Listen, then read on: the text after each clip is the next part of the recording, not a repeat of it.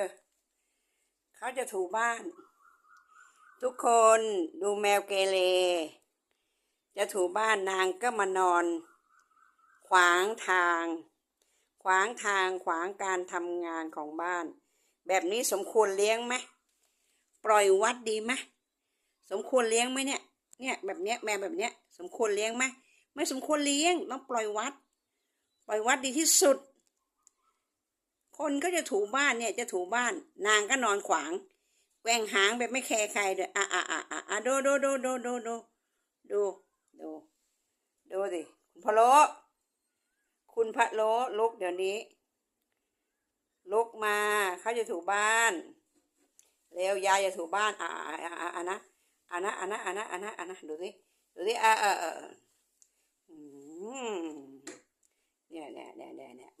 เนี่ย